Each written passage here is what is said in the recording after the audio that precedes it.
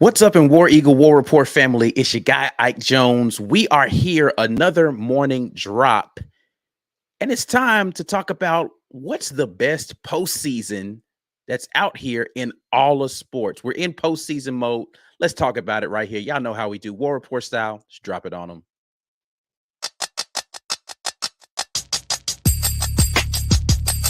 You are now listening to the War Report. Drop. Morning drop time, Monday, May 29th, Memorial Day. Your guy, Ike Jones, joined by B. Will. First and foremost, shout out to all of those who have family members that are in the armed services and those who have lost family members that are part of the armed services. Today is our day to celebrate those people and the freedoms that we have here in this country. Don't take it for granted. But yeah, happy Memorial Day to everybody. Hopefully everybody's finding some kind of way to celebrate, chill, kick back, cook out. Hey, they ain't really a sponsor. The sponsor's Rogue Shop, but since you're grilling out, we got to talk about our guys down there at Golden's Cast Iron. Hey, hopefully for y'all real. get that kind of situation in today. But our sponsor today is Rogue Shop, as always, for the morning drop, rogueshop.com. Make sure you guys head over to rogueshop.com using today and today only code War Eagle 30 instead of your standard War Report. Use War Eagle 30 and you can get 30% off of your order with the Rogue Gotta Shop. do that. Gotta do that. So I don't see 30% off very often. So up in the ante a gotta little go do bit. that. So hopefully you guys lock in with our guys over at Rogue Shop to get that in there. But be Will. What made me think about this whole postseason thing is Auburn baseball making the postseason, hosting a regional for the second year in a row. Before we get into what sport has the best postseason, let's talk about Auburn baseball making the postseason, because some people are out there in their feelings, and there's no better opportunity to kick people than when they're down. They're right there by your foot. Yeah, it's easiest right there. So yeah, Auburn baseball makes the postseason as a regional host. A lot of people are saying that, well, not a lot. There are some salty fans out there saying that Auburn didn't deserve this. Auburn baseball did not deserve to host this regional. It's only because John Cohen is over the committee that selects where the regional things are happening. What say you, B. Will? Does Auburn deserve this?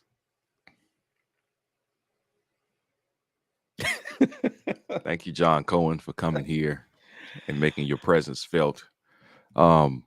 It is still a who you know world, and I was not in the committee meetings. I don't know how the voting went, how the decisions got made. But do you think I care if we got preferential treatment? Of course I don't. Everybody gets preferential treatment. What are you talking about? You're in a position where you have somebody who has guided another team, but presided over another national championship winning baseball team and program. He obviously has interest in the sport, John Cohen, so he's on that committee. We've got other coaches from programs in football who are on the playoff selection committee. Yes, this happens. This always happens, unless you want to just make it completely, here's the numbers, here's how you ranked, it's all based on performance. I'm actually more inclined to go to objective model, but how we got in, we beat some of the best teams in the nation handily the last month of the season. It was not close. Now, our early record was weighing us down, but what team are we right now? How have we played this last month coming into the season? That's how we got to host a regional. The early part of our season weighs down our record, weighs down our RPI, and everybody wants to boo-hoo about that. You show me somebody who beat the quality of competition that we beat, had a streak like we had. Is that who we bumped? Did we bump out somebody who had won 10 games straight, who had beat the number one team in the number 3 team in the nation over the course of the last month in series? Sure, show me those. You show me those teams and I say, hey, you're right, preferential treatment. In this case, who did we beat? How did we beat them? And what type of run were we on? Come on, man, that's academic. But still, if it wasn't academic, eat it. Who cares? Yeah, John Cohen could get us in there. Who cares? Well, here's the thing about the whole John Cohen thing, right? Like, and I meant to look this up before I got on as to like who all comprised this committee. It's not as if John Cohen had unilateral decision making within the Right. committee to just say, Right. nah, Auburn's getting in there. I don't care what y'all say, right? Like, did he have influence? Yeah, but he's not a solo voter. Right. Well, he is a solo voter. What I'm saying is like, it ain't He's not as the only if person. right. Other people could have stopped this. John is so what people are trying to tell me is John Cohen's just that persuasive. Okay, then great AD hire. Congratulations, Auburn, for making a good hire with your athletic director. If he's swinging that big of a bat in the middle of these meetings to say, I don't care what the RPI says and all it, y'all are coming to Auburn. Thank, Right. thank you, sir, for doing your job and advocating on behalf of your university. Right. And just as anybody else in there who is tied to a university would be doing. Right. I don't know how that's different. He's Like, not. who were the other people on the committee? Were y'all not advocating for your people or somebody in your conference to make it? Right. That's my fault. John Cohen's better at his job than you are. Yeah. I If don't if understand you're that, solely putting this on John Cohen, then you're saying right. John Cohen is better at his job than any of the other athletic directors that were in there in this committee meeting that could have stopped this. Right. Or Because, maybe Auburn deserves it. right. And everybody who's objective in that committee was like, yeah, nah, they earned this. Right. Right. Easy. Easy. I don't really understand how you expect that to work as as if everybody was like, listen, I know I just got to Auburn. You got to put my guys in there. And everybody was like, well, I wasn't going to vote for him, but John, you asked so nicely. Let's give him a regional. Right. Like, that's not how that works. Man, come on, man. There's too many people in there who wouldn't have interest in helping Auburn out. Enough people voted to give them the spot. We got the spot. It's over, man. I don't want to talk about it no more. Cool. Well, let's talk about post seasons, though. Let's talk about post seasons. While your guys are in here, make sure you're doing the necessary. That is sharing the video. We appreciate when you share the video, getting other people involved. I know it's Memorial Day. Everybody's got other stuff going on. But if you're just chilling, you know, waiting for the grill to get fired up, all those sort of things, no better way to kick back than to listen to the War Report. And if you hate us, then just argue with us. It's fine. Like the video and subscribe to the channel. All of those things are necessary. But let's have the conversation about post seasons. Is it unanimous that March Madness is the best? Is college basketball have the best postseason of all sports? I don't think so. Okay, you know what? I was hoping that you disagreed with this. Will, tell me who has the best postseason in all of sport? The NBA has the best postseason of all sports, or the NHL does too. They are neck and neck, and the reason they are the best postseasons in all of sports is because they are 7-game series. Okay. So what you can be assured is that the best team is going to win that series. In the NFL, in college basketball, and also in college football. College football, I can't even guarantee you the right teams are going to be in play. So it's definitely not the college football playoff.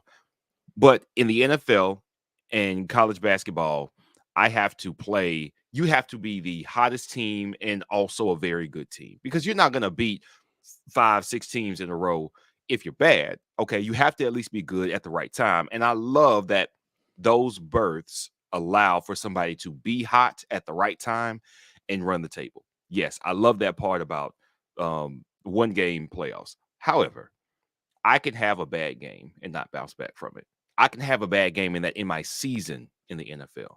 Somebody could out scheme me for a half and I not be able to recover. I don't to have greatness of a season, have a great team, all that dwindle down to what you are for 30 minutes. For 15, a bad 15 minutes can sink your game. And those are those games. That is quintessentially what the NFL is. So I can't really be upset at that. But you spent 17 NFL regular season games trying to figure out who the best teams were. And now, so you're going to drop a dud somewhere in there. Somebody's going to come out and have championship expectations and lose to a team that ends up under 500. And they could still go on and win a championship. It doesn't mean they're a bad team, but I should be able to have a bad game without being penalized for it. And what's going on in the NBA right now, the Heat and the Celtics. If I give you who's going to best out of 3 series also kind of was this problem, which is why the NBA went to best out of 7. 7 makes sure the best team is going to win this You meant series. best out of 5, right? It was, yes, I'm just from me. The first to 3, best out of 5 for the NBA. It still gave room for some nonsense. Like, if you don't have a best out of 7 series, does the NBA Finals in 2016 that LeBron pulled off? That never happens. His legacy doesn't get cemented if it's the first to win 3. This What we're current having right Boston now, Miami series is over by now. right? This It's a is sweep. over, and it would have been decided. Now maybe Miami wins it, but we are going to know exactly who each team is because they've both had their ups and downs, and then you get the game to say, here's who's the king of the mountain. I love 7-game series. I don't think that single game elimination tournaments or runs are the best way to decide champions. I can't deny that the people who do it, truly great. Like, to capture the momentum that you have, to be playing at the highest level you can play for that longest stretch, it is rewarding, but it doesn't guarantee me that the team that you beat wasn't a better team. And to me, I think the NBA playoffs and the NHL playoffs both are the quintessential playoff models. So what about then the college baseball World Series, in which it's a double elimination tournament? I don't have any gripe with that. I think it's because, like in all college sports, who gets into the tournament is decided subjectively. I have very little love for that. I have very little love for voters deciding things. Make it a record, make it who has the best records. In college, of course, it's different because we don't all play the same competition. Right. In pro sports, there is equal competition. Even if you have divisions, you're going to play enough heavy hitters or enough teams when you get into the playoffs. You're going to get matched up against somebody who has your number or who has the potential to take you down. In college, you can play a very, very soft schedule. Look, the Pac-12 champion can get in there, having beaten nobody of consequence, and be matched up against other people. So I see why they don't get voted in. Understood. I still like an objective. Here's how you get in. You meet this metric, you get in. I don't want voters with agendas deciding who gets into a playoff. That's what makes the college baseball. That's the only knock against the college baseball World Series. Okay. Well, so I am going to fall in probably the more typical path and say that I think that March Madness is the absolute most electric postseason that exists. Fun, sure, fun. To me, it's the best. Followed closely though by the NBA playoffs. I think the NBA playoffs is the most compelling professional postseason easily, just because you can't deny just the insanity that happens during the NBA playoffs. Now, the first couple of rounds are usually boring, right? But once you get to conference finals time and you get to the NBA finals, it is. But see but to me, that's why March Madness is compelling, because there's not really boring games in March. Like, there is the potential that 1 to 16 is probably the only time where you're like, eh. But every round, there's like every single round of March Madness, there's a compelling game to watch. I mean, there's usually a couple, but there are more rounds. I mean, well, there's more teams playing, right? If I'm gonna see 8 games in a day, I'm guaranteed at least 2 of them is gonna be phenomenal. So yeah, by sheer volume of games going on, yes, there are going to be some very competitive games. I agree with the excitement. Do you think though that is the best way to determine who the best team in college basketball is? I just don't know if there is a better way though, right? Like, there's too many teams in collegiate sports to try to. There's not a perfect scenario that exists that allows it. I love the fact that they added the play-in game to get into the round. Like, I love the fact that they did that in the NBA, having the play-in tournament. I think that was beautiful, to allow somebody on the fringe an opportunity to get in. Those bubble teams competing for the final spots, love that. But I don't know that there's a better way to do it in college basketball. I think college football is trying to capture that with adding the expansion in the college football playoff, but they're still not going to get it right. There's just too many teams. There's too many teams that could potentially compete. There's no way to really be able to say who's the best team in college football and it be unequivocal. Like, yes, this team is definitely better than this other team. I just don't know that you can do that with all the teams that exist out there. There's always going to be somebody who's going to argue, well, if we had gotten in there, we would have beat them. But you didn't, so you can't, right? To your point, like, there's not really, like, okay, in fictional scenario where the 20, the 2000 team plays this other 2000 team in the era of the BCS, Right. you never got the shot. I get it. Like Right. Auburn has that same gripe a couple of times over. I get Right. it, but you didn't get to play in the game. So we could Right. say, in theory, sure, maybe you could have won that game, but you didn't get that shot too, so it doesn't really matter, right? Right. But yeah, I don't know, man. I don't know that there's a better way to determine that, right? Like, is there a format that you could think of for college basketball that makes more sense than the current field of teams and going through this entire bracket? With that, you know what? Because we're so used to college March Madness and what it is, it's really hard to imagine it being any other way. You would really have to institute series. Maybe you do best of 3 series. First one to win 2 games, So but you're then talking about shrinking the field, then, right? Like, you would have to shrink the field. Yeah. so are we only taking if you have to win your conference and then the conference champions go play in a series of best of 3? I don't even like that because the conference championship is a smaller version of the NCAA tournament. Well, so let's say we get rid of, if you were getting rid of the conference championship models as they currently exist, and like we had the conversation yesterday on the weekend tailgate about, instead of doing a conference tournament, right, for basketball, we're just going to take the top 2 teams and they play a conference championship game. Right. So the top 2 teams from every conference plays a conference championship game. The winner of that conference championship game goes on into a best of 3 series tournament for the best team in college basketball. Is that a better model for you? Because then it's completely merit based. You had it to win the is. regular season games to get You into knew the where you opportunity stood. to play the championship. You got to Right. win the championship game. Do you want that championship game to be a best of 3 too? So here's what I want. I want the teams who qualify in each conference. I don't want just the top 2 because there is absolutely a team who's going to be 3 or 4, maybe even 5 that started getting hot. I do love the ability of certain championships ability for a team to catch heat and have momentum. Like that is extremely valuable. That's what Auburn's doing now. That's what Miami Heat did to get to the point where they're at right now. That's what a lot of football, some of the more classic NFL championship runs, like when Green Bay did it one year, the Steelers did it as a 6th seed.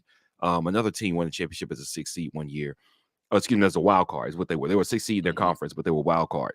You should be able to get better and be like, oh no, we got it right now. After this, after the bye week, we put something together. We changed quarterbacks because you losing those games early doesn't account for the changes that you made. That's why I hate when those early records weigh people down.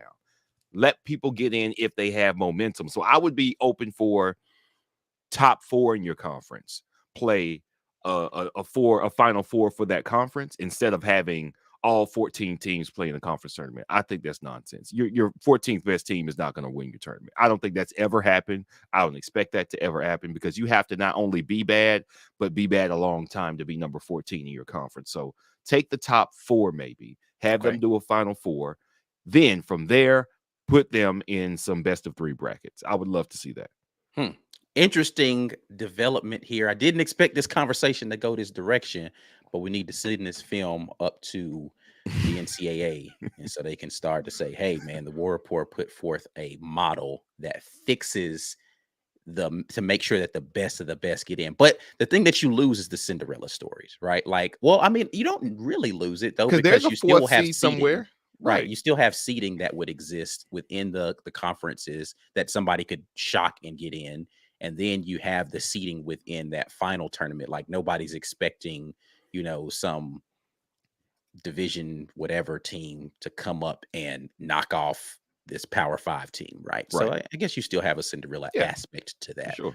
Okay. That's interesting. I don't, how many conferences are there when conference realignment happens, right? Like, does that shake up your scenario in that, right? Because it's too many teams and well, you don't have as many conferences left, right? So now your tournament numbers have to shift in some sort of way.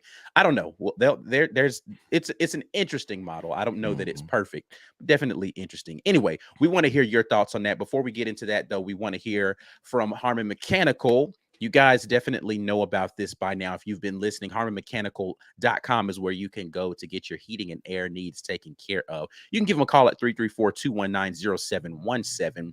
Harmon Mechanical services the Auburn, Alabama area. So if you are in that vicinity and you need to get somebody to come out and take a look at your HVAC system as we get into the hotter portion of the year, you definitely want to do that. And we you're have gonna been need to do it again fortunate when we get so far to have the it's most been mild. mild May Yeah. that I can remember. This has been a mild. It hasn't been above 85 degrees yet. We're about to be in June this week. This is fortunate, which means It's hopefully coming. we're not super hot in September. It's not just delayed. yeah. Hopefully it's canceled, but we never know. And that's why you go to Harmon Mechanical and you get your system tuned up to make sure that you are insured to be able to handle whatever heat's coming your way this summer. Yes, indeed. Hit them up again. Give them a call at 334-219-0717. Harmon Mechanical is there when you need air. We are here to listen to your thoughts on postseason play. Who has the best in all of sports? We'll get it kicked off with Chris Sanders, who says March Madness. Only in March can you survive a game versus New Mexico State and go on a run to demolish 3 Blue Bloods. It's chaos personified. I agree. I agree that it's the most exciting. But I will say this: if you put that Auburn team in some best of 3 series versus those same Blue Bloods, I think we still win because we're the best team. So yes, we were able to capture the momentum that year, and in that model, run roughshod over the majority of college basketball. I also think we thrive in those 3-game, those best of 3 series that we're theorizing about, because we were just that good. The shooting was too good, the hustle was too good. They were seniors, man. It was fantastic. We would thrive no matter what. But I take your point. March Madness that year was phenomenal for us. Jonathan Boyson said, echoes and says March Madness 100%, but the 12-team playoff might be close. We will have to wait and see. Any thoughts on whether or not the 12-team playoff could creep in there? If you gave me your top 2, right? Which was, you said the NFL and NBA were your top 2. NBA and NHL, excuse me. Yes. NBA, NHL top 2. What would be your third one if you were to put a top 3 postseason tournament / whatever play out there? Would it be NFL then, because it's more merit-based? Because it's merit-based, because it's objective. It's Gotcha. you know what your top seed is. You know what you get when you win that top seed. You know you're hosting. You earn the right to have that. So you go on your run. And if you're really good as the wild card, maybe you got it together late, but you got it together. So you're ready to take on all those away games. I love it. But that has its own drama as well. I would say NFL number 3. Okay. B. Will, the fan of professional postseason sports. Yes. Take these voters out the postseason. Gotcha. AU alum 94 says March Madness by far, hoping college football playoff turns into madness with expanding numbers of teams, not postseason, but World Cup is off the hook. World Cup is cool. That's why it is. It's a different kind of passion involved with World Cup. But okay, so we started down this conversation with the last one, and I kind of cut you off.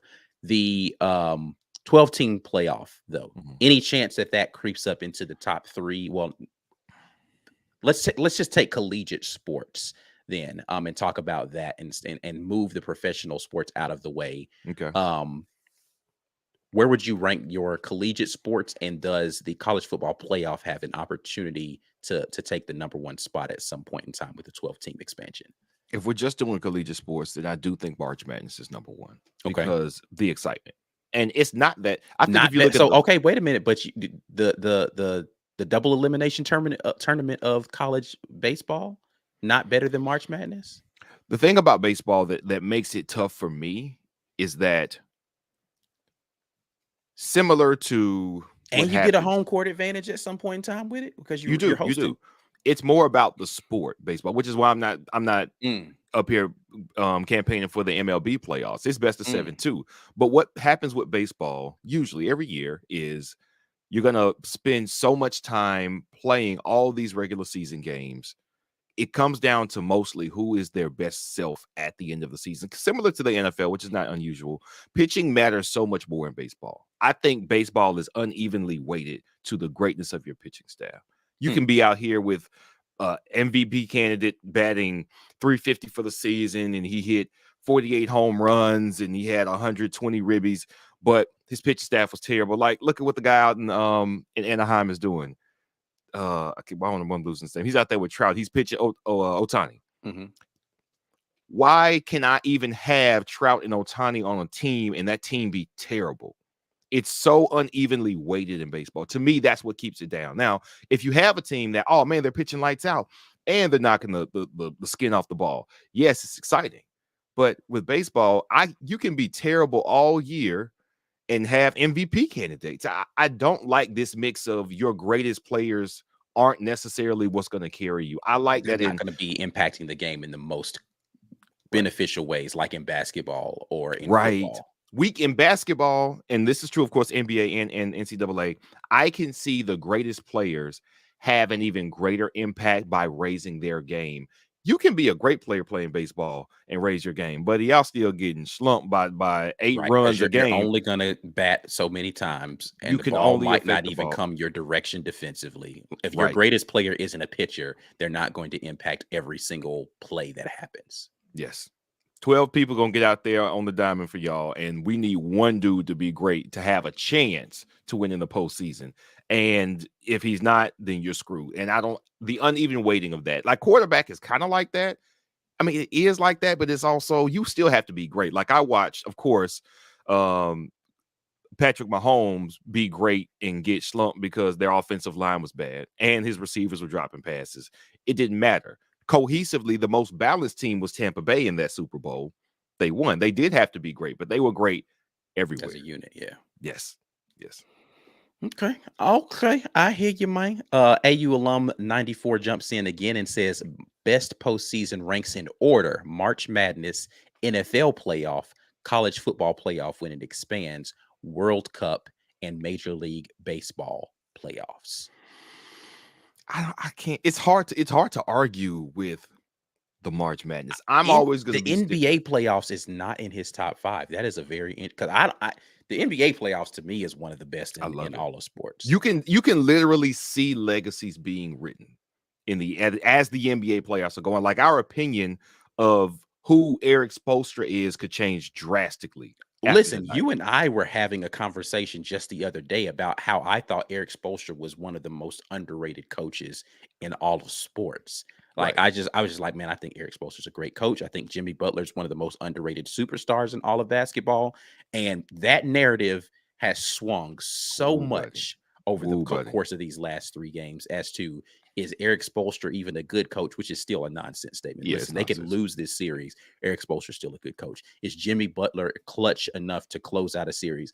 Let's be clear. Jimmy Butler is still great, even if they lose this series. But the narrative about this Miami team, which is crazy because people are forgetting Miami's the 8th seed, bro. 8th seed. They had overperformed. It's not as if they're some a 1 or 2 seed and that this is happening to them. Right.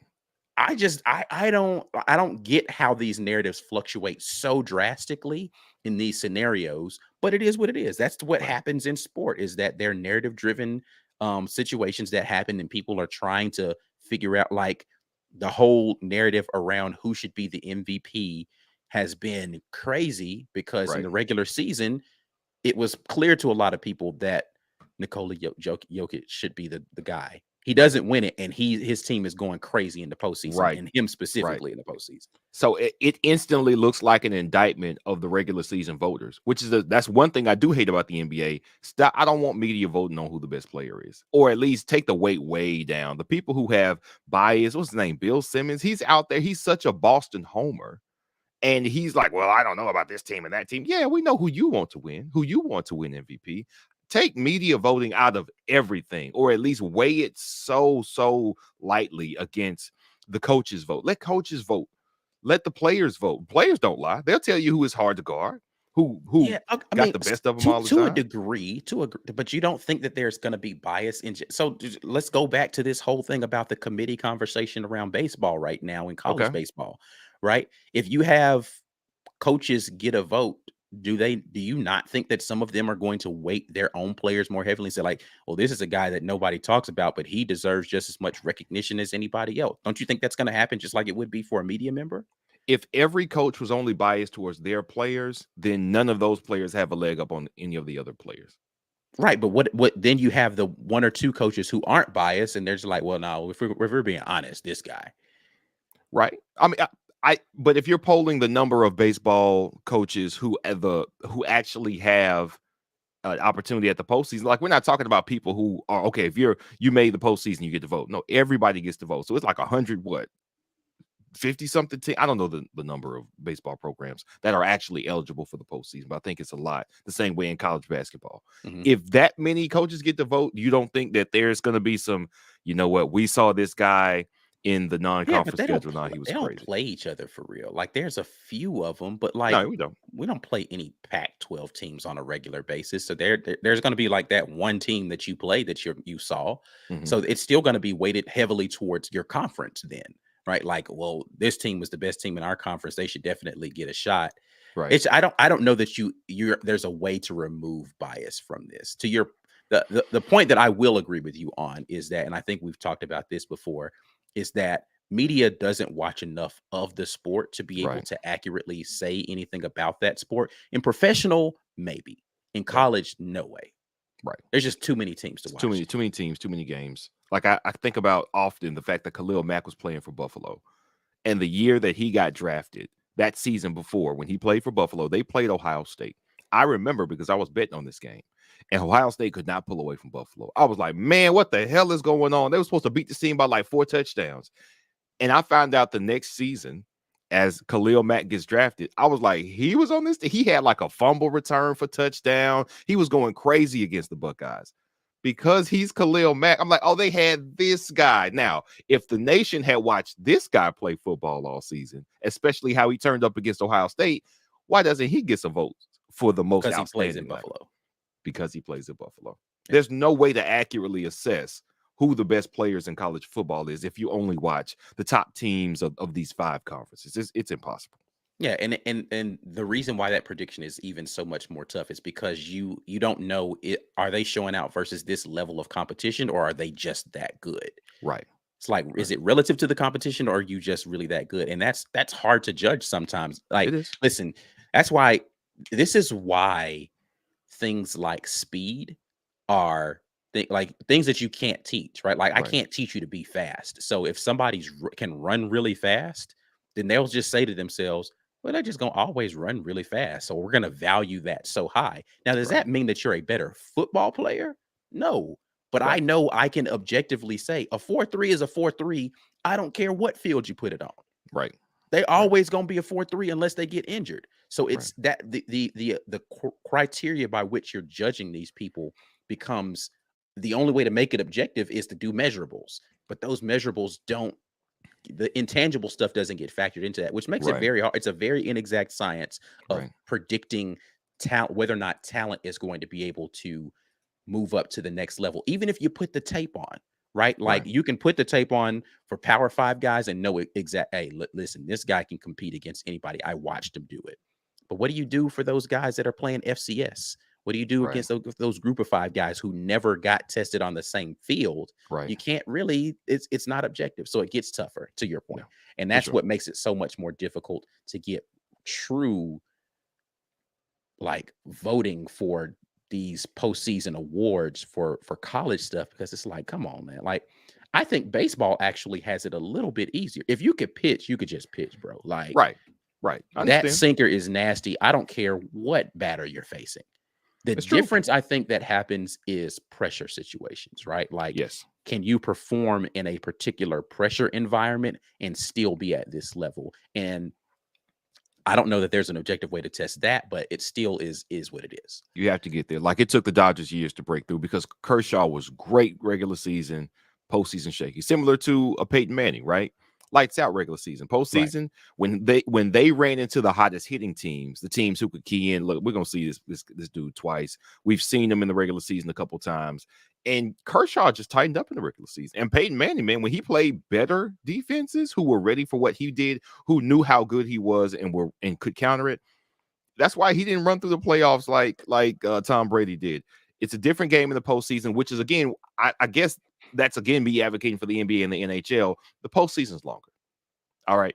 I am going to get to hunker down and play this same team over and over and over again. That's why mentally, what I think is happening between Boston and Miami, phenomenal. We had you down, and you to show what Boston has showed to even get to 3-3 is phenomenal. You don't get this in one game, one loss elimination tournaments. You just don't.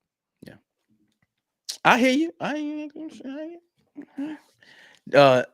Jonathan Boyson says, disagree, B. Will, because usually the best team always wins. Upsets are a part of what make the postseason great. But see, that's the thing. The I NBA want playoffs to know just who had the upsets. best team is.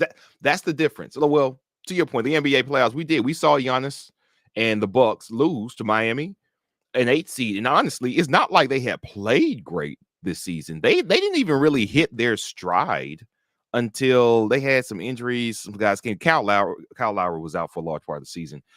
So they turned it up a little bit in March, but it was really like, look, we got to get in the postseason. We got to quit playing. And they had to play their way through the play-in to get, and then they beat the number 1 team. The number 8 team beat the number 1 team. That was a huge upset. We got a great soundbite from Giannis about what failure is. Because we had a great upset in the NBA playoffs. So I think that's a little unusual. This season is a little different. There was no dominant team in the NBA. Okay. Granted, one of the best teams lost in the first round. I love it. I absolutely love it. So I agree with you that, yes, the best team usually wins, but I think that's what a championship should be. Who is the best team in this sport? Not necessarily who is the hottest team in this sport. And that's what I do love about the NBA and NHL playoffs. Okay. Another disagreement here from Chris, who says that doesn't breed excitement, though. B. Will, gotta consider consumer engagement. And he goes on to say predictability is not why we watch sports. I will grant you that, yes, it is exciting to watch upsets, especially when I get to see Bama lose in the Sweet 16 with the best all-time team they ever had. That was phenomenal. I love that type of stuff. Some of the irregularity with college basketball, though, is because they're college players. They aren't professional. They have off nights more often. Pressure gets to them much more than it gets to professional players. They don't even play as many games. They don't devote as much time to this craft. And the pros, man, they are steeled. And it's such a high level of professionalism and focus. Like, that's something that I get from pros that I don't get from college. And that's why I like it better.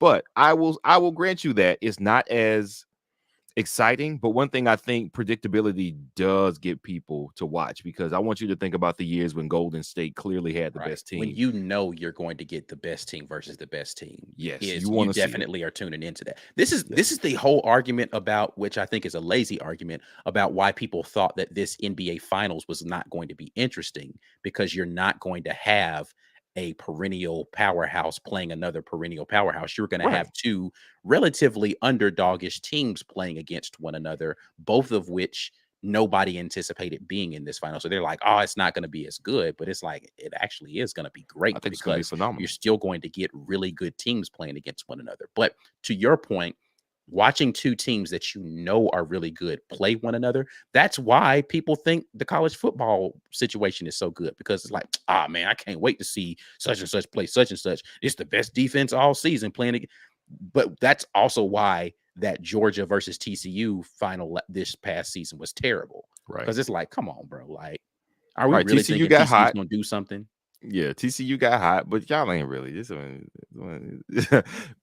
Georgia was the standard of football. But that's why Georgia versus Ohio State was so good. That's why it was so good, because they were the best offensive team and the best maybe overall team in Georgia. You want to see the big matchups. You want to see the heavyweight bouts when you know both are qualified to be there. Alabama versus Georgia in the final a couple years ago. Yes, you want to see if a team can knock off the expected king of the mountain. Yes, we do want to see that. We may want an upset, but you still want to see that clash of the best teams, not just an upset like happens in the NCAA tournament. Yeah, I can definitely see arguments, because I do love a good Cinderella, but at the same time, if that Cinderella isn't good enough to actually win the whole thing, like, I like Cinderellas who nobody knew they were that good. It wasn't that they were a bad team and they snuck in there and then they got hot. Nobody knew they were that good. And then they're just going through here taking down a bunch of giants because it's like, nah, they really that like, and that happens, I think, more often in college basketball because Right. again, you can have a supreme athlete out there that's Right. just Right. they tilt the direction of everything, and maybe they just didn't get the offer to the big school, but Mhm. in whatever conference they're in, they out there putting video game numbers up, and then they get into the tournament, they might cut back down to earth a little bit, but they're still torching people. They might have been putting up 40 in the conference and they're going to only put 25 in the tournament. But it's like, Yeah. all right, cool. 25 a game. We're still giving you buckets and we can play good defense. We can make a run, go out here and possibly beat some teams. I Yeah, think like that there's intrigue in that. yeah, Steph Curry, right? A Yeah. singular force on a team that really none of those other guys were pros. I'm gonna take us past. We're gonna get. Where did they go to the Elite Eight? What Davis I in don't that year? remember whether or not, I don't remember I how think it was far the they Elite got in Eight. that There's Davidson no team. way. No, one player can completely change the dynamic of a team in basketball, which is what makes it so exciting. I agree on the excitement part. I'm just not sure that's how you find out who the best team in college basketball is. Sometimes they are one and the same. I believe that. I think this past season, yes, UConn was pretty good all year, save for some injuries they had for a stretch. Really good coaching. He got that team to play at their best at the end of the year, and I do think that they were deserving last year. But sometimes, man, some really good teams will get knocked off for a bad game, and it's like, I hate to see that. But it's the game. It's the game. It is fun though. And I see a couple of people talking about how good Denver has been. I didn't say I said that. I said that the narratives out there about sports Yeah. writers has been that they didn't want to see Denver versus Miami or Denver versus Boston. I still think it's going to be a really great team. I just think that for whatever reason, the media personnel have been on this. This is going to be a terrible postseason or a terrible NBA Finals. I don't agree with that, but that's what's been happening as far as the Right. conversations that have been happening out there. Anyway, definitely good conversation this morning. We're going to get out of here. We appreciate all of your feedback in regards to this. Make sure you drop some of that in the comments later. Rogueshop.com, again, is the place where you need to go to get your herbal supplements taken care of. Use code for today, War Eagle 30, to get 30% off. Code rapport if you just want to do 15 as a typical. But hey, if you want a little something extra off for today, code War Eagle 30 to get that going today.